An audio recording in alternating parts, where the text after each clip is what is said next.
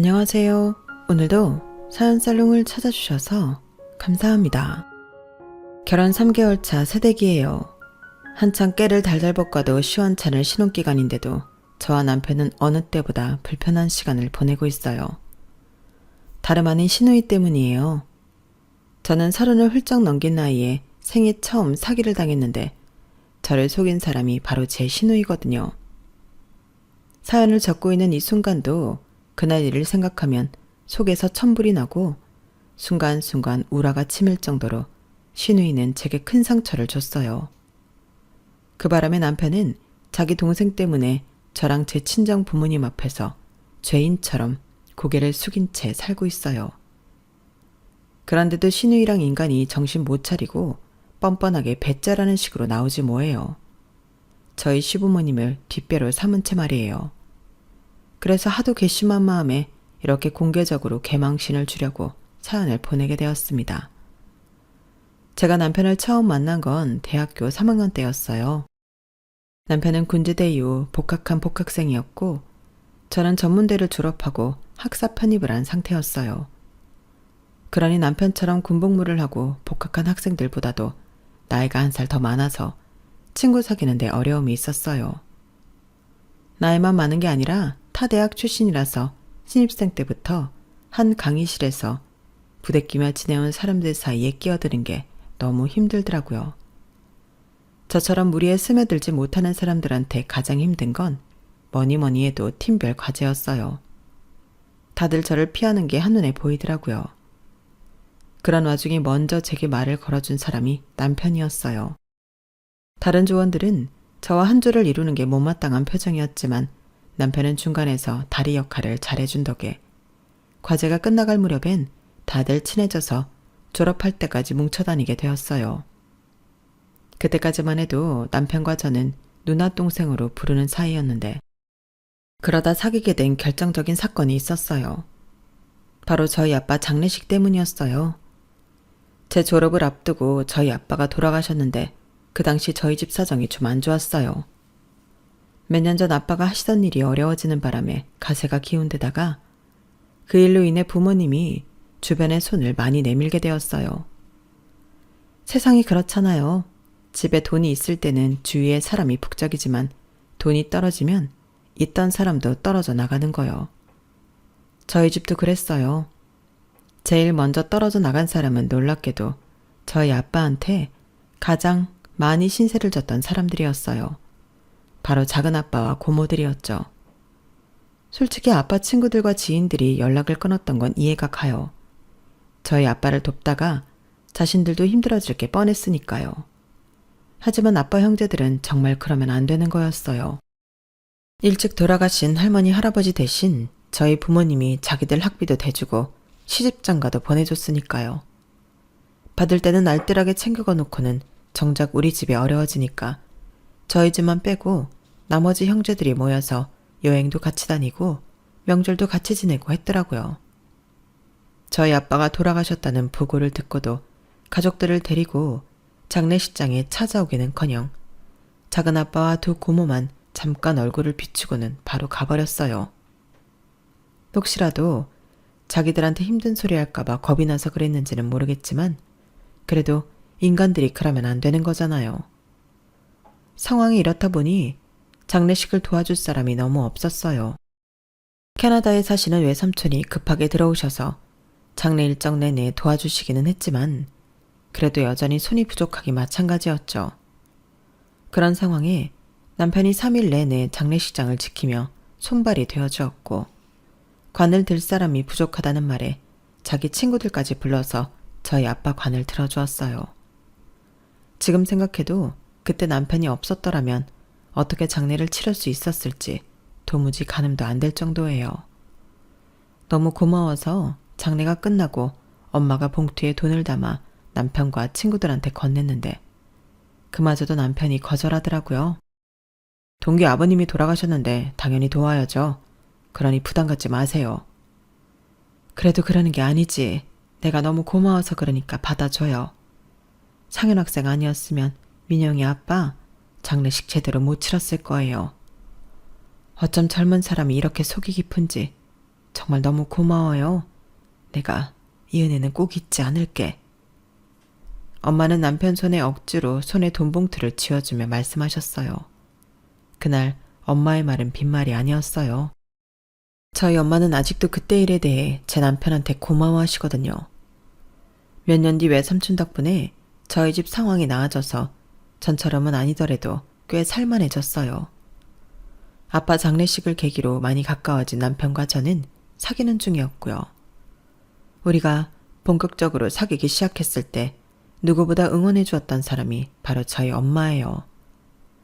제가 그랬던 것처럼 저희 엄마도 제 남편에 대해 굉장히 호감이 있던 터라 무척 반가워하셨거든요. 외삼촌 도움으로 시작하게 된 엄마 가게가 자리를 잡고 생활에 여유가 생기자마자 엄마가 제일 먼저 했던 건 제 남편한테 고급 양복을 사준 거였어요. 남자는 좋은 양복 한 벌쯤은 가지고 있어야 돼.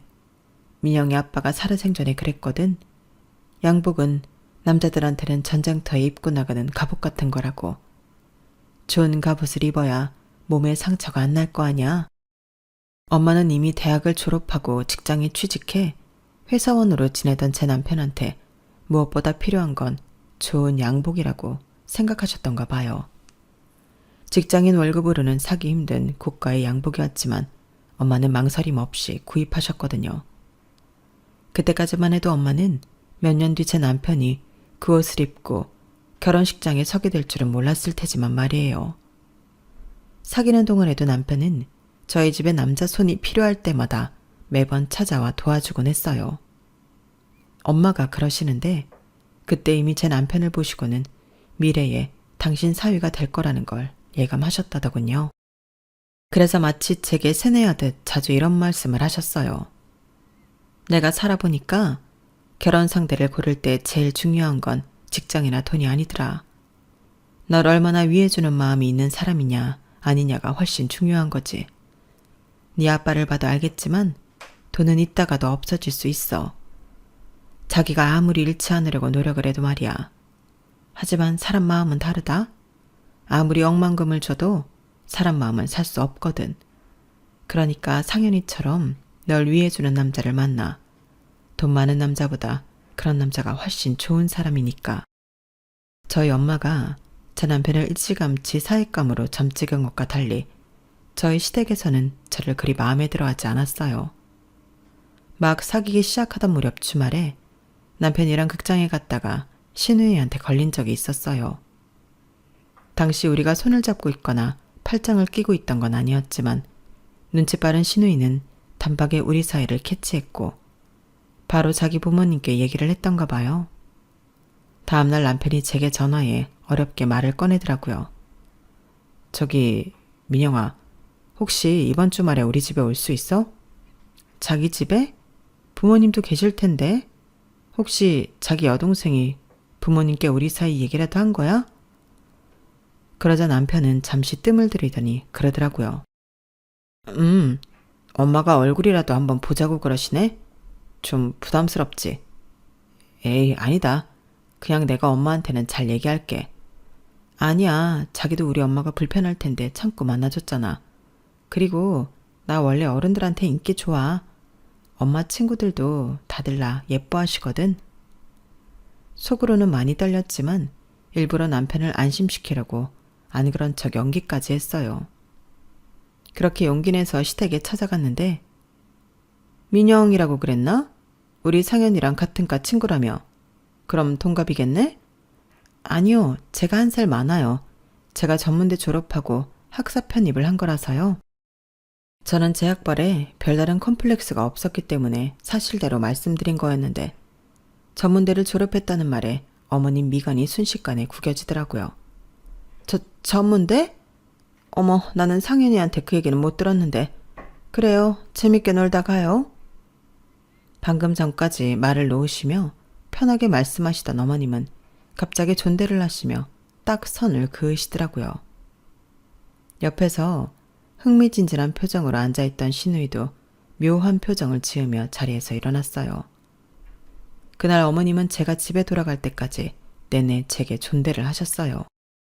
상대가 내게 존대를 하는 게 대놓고 나한테 욕을 하는 것보다 더 기분 나쁠 수 있다는 걸 저는 그때 처음 알았어요. 그런데 남자들이 신경이 무딘 건지 아니면 제 남편이 유독 그런 건지 모르겠지만 갑자기 시작된 어머님의 존대에 대해 남편은 아무 이상을 못 느끼더란 거예요. 아무리 아랫사람이라지만 초면이니까 존대를 하셨던 게 아닐까? 오히려 반말을 하시는 것보다 그게 나은 거 아니야? 자기야, 내가 말하는 건 그런 의미가 아니잖아. 처음부터 그러셨으면 나도 분명히 그러려니 했을 거야. 그런데 어머님께서는 처음에는 말을 놓으시다가 내가 전문대 나왔다는 말씀을 드린 이후부터 깍듯하게 존대를 하셨다는 게 문제라고. 그건 선을 그어놓고 이 안으로 들어올 생각 말라는 일종의 선전포고라고. 한마디로 나를 자기 애인으로 받아들이지 않겠다는 의미야. 자기는 그걸 모르겠어? 글쎄다. 나는 그렇게까지 생각할 필요는 없다고 생각하는데. 남편은 끝까지 제가 과민하게 반응하는 것처럼 생각했지만 얼마 뒤 제 생각이 맞다는 게 밝혀지게 되었어요. 어머님이 남편한테 선자리에 나가라고 하셨거든요. 그제야 남편도 자기 엄마가 저를 탐탁치 않게 생각한다는 걸 깨닫게 되었어요. 그래서 자기 엄마가 시키는 대로 선보러 나갈 거야? 아니야, 내가 손은 봐서 뭐해. 그건 자기한테도 그렇고 상대방한테도 신뢰되는 일인데. 아, 엄마가 왜 이러는지 진짜 모르겠어.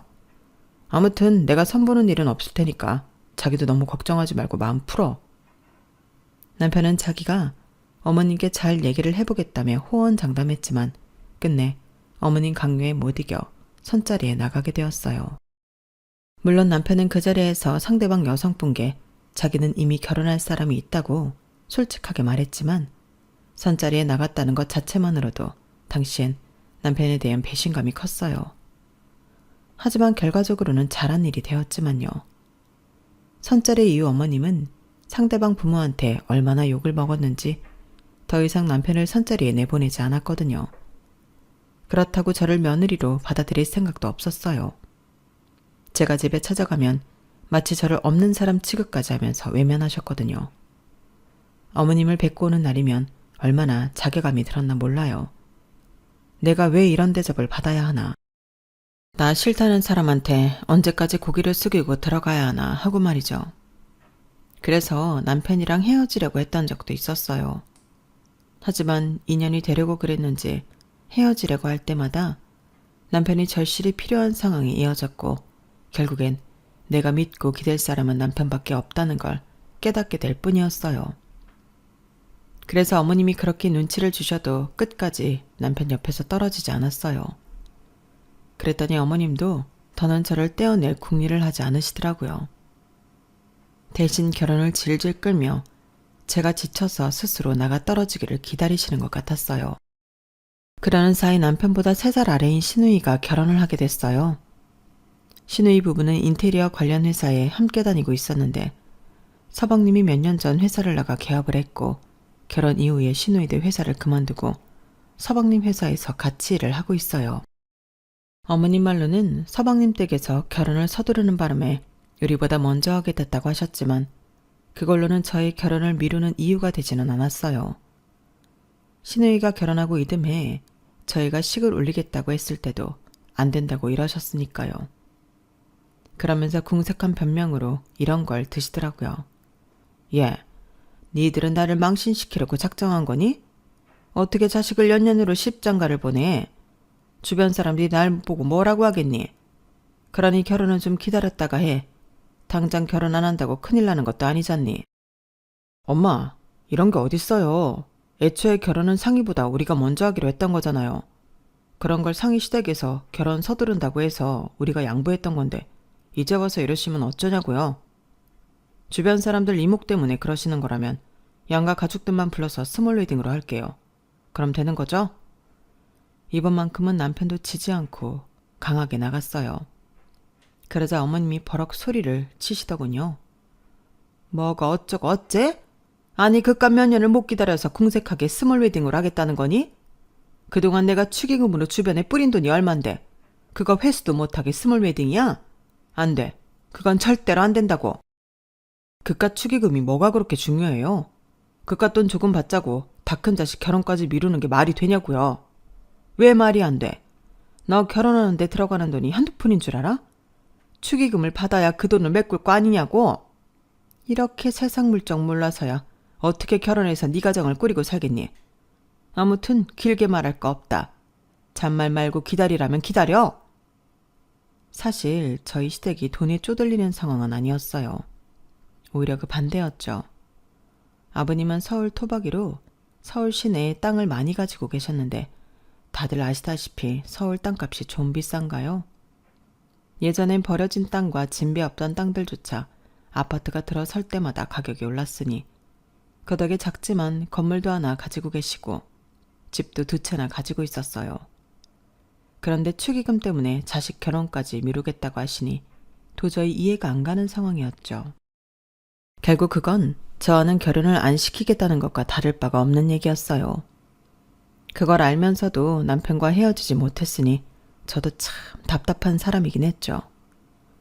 그렇게 2년이 지나고 이젠 어머님도 더는 핑계를 댈 명목이 없게 되었을 때 그제야 우리는 결혼식을 올리게 되었어요. 그런데 결혼을 준비하는 과정에서 시누이 내외가 자신들이 저희 신혼집 인테리어를 맡아주겠다고 나선 거예요. 올케 언니, 어차피 신혼집 들어갈 때 리모델링 공사는 한번 해야 하잖아요. 신축 아파트도 아니고 10년도 더 된 집인데. 언니도 알겠지만 리모델링은 어떤 업체한테 맡기느냐에 따라 집이 완전히 달라져요. 가격은 말할 것도 없고요. 그래서 아는 사람한테 맡기는 게 최고라니까요.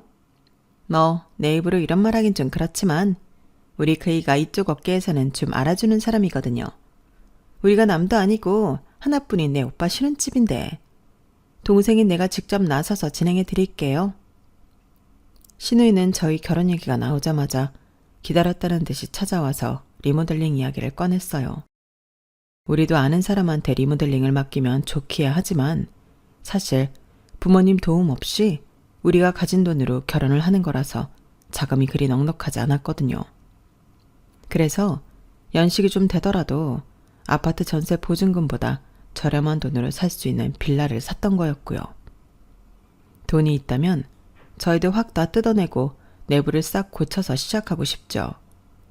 하지만 그럴 형편이 안 돼서 싱크대랑 샤시 정도 바꾸고 나머지는 벽지 정도만 새로 갈아서 살 생각이었는데 생각지도 않은 리모델링 공사까지 하라고 하니까 부담이 되었어요. 언니, 어차피 혼수 마련할 자금도 준비했을 거 아니에요. 그 돈 안에서 내가 집안 가구며 인테리어 제품까지 싹 해줄 테니까 한번 믿고 맡겨봐요. 리모델링에 가구까지 다 해주겠다는 말에 남편도 저도 살짝 흔들리긴 했어요. 그 틈을 타서 어머님이 그러시더라고요. 얘, 생각하고 자시고 할 게 뭐 있니? 전문가 시누이가 알아서 다 해주겠다는데 나 같으면 고마워서 넙죽 절이라도 하겠다. 생각해봐라. 아무것도 모르는 네 안목이 좋겠니? 전문가인 네 시누이 안목이 좋겠니? 될 것도 없는 게 무슨 고민을 해? 안 그래도 이 결혼을 마음에 들어하지 않는 어머님이라서 저는 혹시라도 이 일로 어머님 눈밖에 날까봐 차마 싫다는 말을 할 수는 없었어요. 남편도 자기 동생이 기껏 생각해서 해주겠다고 나서는데 굳이 반대할 필요는 없을 것 같다고 해서 하는 수 없이 시누이한테 리모델링과 인테리어 일체를 맡기게 되었어요. 공사를 처음 시작할 무렵에는 보름 정도면 다 끝날 거라고 했었는데 막상 공사에 들어가고 나서는 이런저런 핑계를 대며 공사 기간이 점점 늘어나더라고요. 아가씨, 공사는 언제 끝나는 거예요? 결혼식이 다음 주인데 아직 바닥 공사도 안 끝났잖아요. 언니가 리모델링에 대해 뭘 알아요? 아니, 집이 어지간해야 공사를 서두르든 하죠. 이건 뭐 뜯었다 하면 여기저기가 문제투성이니 어떻게 공사에 진척이 있겠어요? 집을 사도 어떻게 이런 집을 사서는 네가 우리 그이 얼마나 보기 민망한 줄 알아요? 그리고 언니가 뭘 몰라서 그러는 모양인데 이럴 때 집주인은 공사 늦는다고 닥달할 게 아니라 인부들 간식이나 챙겨가며 비를 맞춰줘야 하는 거라고요. 뭘 알아야 말을 하지. 되로 주고 말로 받는다고 시누이한테 말 한마디 했다가 오히려 욕만 진탕 얻어먹었어요. 어찌나 말에 가시를 세워가며 소리를 치는지 창피해서 제 얼굴이 다 화끈거리더군요. 그렇게 공사가 딜레이 되는 바람에 결혼식 전날까지도 내부 인테리어는 손도 못 대는 상황이 되고 말았어요. 자기야, 우리 이러다가 신혼여행 다녀와서도 집에 못 들어가는 거 아니야? 이제 겨우 바닥 다 깔았는데 언제 내부 인테리어 끝내고 가구를 들이냐고. 이럴 줄 알았으면 리모델링 안 하는 건데. 제 말에 남편은 미안해서 어쩔 줄 몰라 했어요. 내가 상희한테 얘기해 볼게. 늦어도 우리가 신혼여행에서 돌아올 때까지는 제대로 완성해 달라고 말이야. 미안해. 괜히 내 동생 고집 때문에 이런 일 겪게 해서. 사실 남편이 사과해야 하는 상황은 아니었지만 그래도 화가 나는 건 어쩔 수 없었어요. 그때는 결혼 준비도 그렇고 회사 업무 문제도 그렇고 거기에 집 문제까지 더해서 정말이지 머리가 터져 나갈 지경이었어요. 결혼 한 번 하는 게 이렇게 힘든데 2번, 3번 하는 사람들은 도대체 얼마나 초인적인 능력이 있는 사람들인가 싶더라고요. 그래서 조금이라도 편해지고 싶은 마음에 집 문제는 남편한테 맡겼는데 글쎄 일이 더 커졌지 뭐예요. 남편이 집 리모델링 문제로 신우이랑 다툼을 한 모양인데 그걸 본 어머님께서 저를 집으로 호출하신 거예요. 정작 당신 아들은 부르지도 않고 저 혼자만 말이죠. 너는 애가 왜 그러니? 너 하나 집에 들이면서 내가 하루도 편할 날이 없다. 우리 상현이랑 상희 이날이 때까지 소리 높여가며 싸워본 적 없는 애들이야. 그렇게 의좋던 남매가 너 하나 때문에 하루가 멀다 하고 싸움질이다. 너 이거에 대해서 어떻게 생각하니? 어머님 심력기차 들여서 죄송합니다. 하지만요. 리모델링 공사가 너무 늦어져서 저희가 많이 난감한 상황이에요. 당장 신혼여행에서 돌아오면 지낼 집도 없고 그렇다고 무작정 호텔에서 지낼 수도 없는 노릇이잖아요. 같은 빌라 주민들한테 들어보니까 공사를 하는 날보다 안 하는 날이 많았다고 하더라고요. 그래서 그 이통의 아가씨한테 일정 조율을 부탁했던 건데 제 생각이 짧았던 것 같아요. 죄송합니다. 억울한 마음이 한가득이었지만 그래도 제가 먼저 고개를 숙이는 게 도리인 것 같아서 일단은 죄송하다는 말씀을 드렸어요. 그런데 오히려 그 말에 어머님이 더 화를 내시지 뭐예요. 그러게, 애초에 죄송할 짓은 왜 하니? 말로만 죄송하다고 그러면 일이 해결된다니? 너 하나 때문에 남매가 빈정상해서 마주칠 때마다 으르렁거린다고.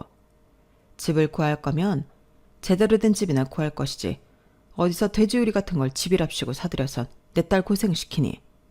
그러게 내가 뭐라 그랬어. 아직은 결혼식 올릴 때가 아니라고 했니 안 했니? 돈 좀 모을 때까지 진득하게 기다렸으면 될걸. 그렇게 결혼식 올려달라고 닥달을 해대더니 결국 이런 일이 터진 거잖아. 너 전생에 결혼 못해서 죽은 귀신이라도 붙은 거니? 내 아들한테 그렇게 달라붙는 이유가 도대체 뭐냐고. 설마 우리 집 재산 보고 그러는 거야? 나 죽고 나면 우리 집 재산 네 손에 들어갈 것 같아서 그러는 거냐고. 집 문제로 시작했던 어머님 훈계는 말이 길어질수록 저에 대한 비난으로 이어졌어요. 그렇게 2시간을 꼬박 어머님한테 욕을 먹고 난 저는 그동안 쌓였던 스트레스와 수면 부족으로 점점 한계점에 다다랐고 어머님 목소리가 귓가에서 윙윙 울리기 시작하더니 시야가 뿌옇게 변하면서 그대로 정신을 잃고 말았어요. 눈을 떠보니 이미 병원에 이송된 상태였는지 제가 병상에 누워있더라고요. 옆에는 남편이 제 손에 얼굴을 묻고 앉아 있었고요. 제 손의 움직임을 느꼈는지 남편이 고개를 들었는데 얼마나 울었는지 눈이 퉁퉁 부어 있었어요. 민영아, 이제 정신이 좀 들어? 너 잘못되는 줄 알고 정말 놀랐잖아. 엄마가 도대체 뭐라고 했길래 기절을 한 거야? 밥은 또 왜 그렇게 안 먹고 잠은 또 왜 그렇게 안 잔 건데? 의사 선생님이 영양실조에 수면 부족이라고 하더라. 요즘 세상에 어떻게 영양실조에 걸릴 수가 있느냐고. 내가 미안해. 다 내가 잘못했어. 그러니까 참지 말고 나한테 화를 내. 너 자꾸 참기만 하면 정말 큰일 난다고 그랬단 말이야. 도대체 의사 선생님한테 얼마나 혼났길래 남편이 저를 붙들고 애처럼 펑펑 울었는지 모르겠지만 정신을 잃고 깨어나 보니 정말 정신이 번쩍 드는 것 같았어요. 남편 말대로 그동안 집 때문에 스트레스로 밥도 잘 못 먹고 잠도 잘 못 잤는데 왜 피해자인 제가 신우이랑 시어머니한테 욕을 먹어야 하나 싶더라고요. 내가 좋아서 평생을 같이 살기로 한 남자를 애처럼 펑펑 울게 하면서 말이죠. 그래서 그때 살짝 각성했던 것 같아요. 다음날 태어난 이후 저는 저희 신혼집으로 갔어요. 바닥엔 공사 장비와 쓰레기들이 널브러져 있고 어느 것 하나 제대로 마무리된 것이 없더군요. 일단 휴대폰을 꺼내 일일이 사진을 찍었어요. 공사가 진행 중인 상태며 부자재와 쓰레기까지 빠짐없이 말이죠. 그리고는 이걸 신우이한테 톡으로 보냈어요. 공사를 비롯해 인테리어까지 마무리 가능한 날짜를 보내달라고요. 안 그러면 공사 대금 한 푼도 못 준다고 말이죠. 그랬더니 득달같이 전화가 왔더라고요. 이게 무슨 소리예요? 공사 대금을 못 준다니. 이런 말도 안 되는 경우가 어딨어요? 그건 내가 할 소리예요. 애초에 가능하다고 했던 마감 날짜 2주나 더 지났지만 여전히 집안 꼴이 이 모양이잖아요. 집에 와보니 벌써 며칠째 공사도 안 했다고 윗집 아주머니께서 그러시네요. 평소에도 공사하는 날보다 안 하는 날이 더 많았다고요. 이거 어떻게 된 거예요? 나한테는 공사 시일이 촉박하다고 그러더니 아닌가 보네요. 아무튼 우리도 기다릴 만큼 기다렸고 아가씨 쪽에서 도저히 공사 마무리 못하겠다고 하면 다른 업체에 맡길 거예요. 어떻게 할래요? 제가 강하게 나가자 신우이는 그제야 강아지처럼 낑낑대면서 저희가 신혼여행에서 돌아올 때까지는 책임지고 인테리어까지 맞춰놓겠다고 했어요. 만약에 못하면 그땐 어떻게 할 건데요? 아니, 한다고 해도 얼렁뚱땅 엉망으로 대충 해버릴 수도 있는 거잖아요. 신혼여행에서 돌아왔을 때도 여전히 흙먼지 날아다니고 있을지 모르는데 아가씨가 우리한테 뭔가 확신은 줘야 하잖아요. 아 진짜 좋아요. 공사가 완료 안 됐거나 하자가 있을 시 공사대금의 3배 보상하면 되잖아요. 됐어요? 언니가 사람을 질리게 하는 면이 있는 거 알아요? 엄마가 왜 그렇게 언니를 반대했나 했더니 이제 보니 그 이유를 확실히 알겠네. 잔뜩 삐친 신우이는 그렇게 전화를 끊었어요. 일단 구두라도 약속을 받아낸 저는 결혼식 전에 끝내야 할 회사 업무에만 집중하기로 했어요. 드디어 결혼식 당일이 되었고 무사히 식을 마치고 신혼여행을 떠났어요. 에메랄드빛 바다가 펼쳐진 몰디브 풍경 덕에 그동안 머리를 꽉 조이던 고민들이 하나둘 날아가는 기분이 들었어요. 5박 6일 동안 업무도 없고 스트레스도 없는 그곳에서 모처럼 꿈 같은 시간을 보낸 우리는 한국으로 돌아가는 날이 돼서는 그렇게 아쉬울 수가 없었어요. 인천공항에 도착해보니 그제야 현실적인 고민들이 하나둘 몰려오더라고요. 그 중에서 가장 큰 고민은 바로 집 문제였어요. 한국으로 돌아오기 전날 신우이는 남편한테 리모델링이 완성된 집을 사진을 찍어 보내주었는데 제가 쪼아댄 효과가 있었는지 꽤 깔끔하게 잘 나왔더라고요. 다만 아쉬운 점이 있다면 가구와 집안 분위기였어요. 요즘은 사람들이 밝고 화사한 느낌으로 집을 꾸미던데 신우이가 해준 인테리어는 다소 어둡고 올드해 보였거든요. 신우이는 앤틱 가구라서 그렇다며 신경 써서 좋은 걸로 넣어줬더니 트집이냐고 문자로 툴툴대더라고요. 아무튼 직접 보고 판단하자 싶어서 시댁에 인사를 드리러 가기 전에 먼저 저희 신혼집으로 향했어요. 그런데 앤틱 가구라고 해서 저희는 앤틱풍의 새 가구인 줄 알았더니 정말 앤틱이더라고요. 좋게 말해서 앤틱 가구지 이건 누가 봐도 남이 쓰던 일반 중고 가구였어요. 사진으로 볼 때보다 상태도 더 형편없었고요. 나무 탁자는 물을 먹어서 그런지 상판이 갈라진 곳이 꽤 있는 데다 침대 역시 헤드가 꼬질꼬질하게 때가 타 있더라고요. 집 안에 있는 가구들 중 어느 하나도 온전한 게 없을 정도였어요. 심지어 가죽 소파에는 얼룩까지 져 있더라고요. 이게 뭐야? 이게 무슨 앤틱 가구야? 그냥 중고나라지. 자기야, 이거 너무 심하지 않아? 아니, 비싼 가구라서 추가 비용까지 들었다더니 가구들 꼴 좀 봐. 누가 쓰다 버린 걸 집어왔다고 해도 믿을 정도잖아. 이런 걸 어떻게 써? 이 기집애가 진짜 사람 가지고 장난치는 것도 아니고 일단 내가 전화해 볼 테니까 당신은 좀 쉬고 있어. 남편은 얼굴이 벌겋게 달아올라서는 휴대폰을 들고 화장실로 들어갔어요. 저는 도저히 먼지 물을 얼룩져 있는 소파에 앉고 싶지도 않아서 그대로 주방으로 향했어요. 그런데 주방 싱크대가 이상하게 기울어진 느낌이 들지 뭐예요. 그래서 상판에 볼펜을 올려보았더니 돌돌돌 굴러가는 거예요. 제가 본 대로 기울어진 게 맞더라고요. 뿐만 아니라 바닥 미장을 잘못했는지 집안 곳곳에 마룻바닥이 울퉁불퉁해서 의자며 식탁이 흔들거리더라고요. 의심에 의심을 물고 온다고 하나가 거슬리니까 하나같이 전부 다 거슬리기 시작했어요. 베란다 타일이며 욕실 타일도 엉망으로 붙어있고 개수대랑 변기는 어디서 쓰던 걸 뜯어온 것처럼 상태가 엉망이었어요. 집안 전체가 사진 찍기용 말고는 어느 것도 제대로 사용할 수 없는 수준이더라고요. 이래놓고는 1억 2천이나 받아먹었다니 도저히 용서가 안 됐어요. 신우이랑 통화를 하겠다고 안방 화장실로 들어갔던 남편은 하려던 전화통화는 못하고 온몸이 쫄딱 젖어서 나왔더라고요. 아이씨, 공사를 어떻게 했길래 세면대 물이 사방으로 튀어. 아, 진짜 이 기집애를 어떻게 해야 되지? 뭘 어떻게 해. 자기가 한 일은 자기가 책임지게 해주면 되지. 일단 어머님께 전화드려. 저녁 때 집으로 찾아뵙겠다고. 그리고 아가씨 내에도 오라고 하고. 남편한테 그렇게 말해놓고 저는 집안의 하자 부분을 사진과 동영상으로 촬영을 했어요. 그리고는 제가 원래 봐두었던 인테리어 업체에 연락해 리모델링 견적을 내달라고 부탁드렸어요. 다행히 시간이 되셔서 바로 와주신 덕분에 1시간도 안 돼서 대략적인 견적을 뽑을 수 있었어요. 이거 죄다 중고로 끼워놓았네요. 아, 요즘에도 이런 양심불량이 있나.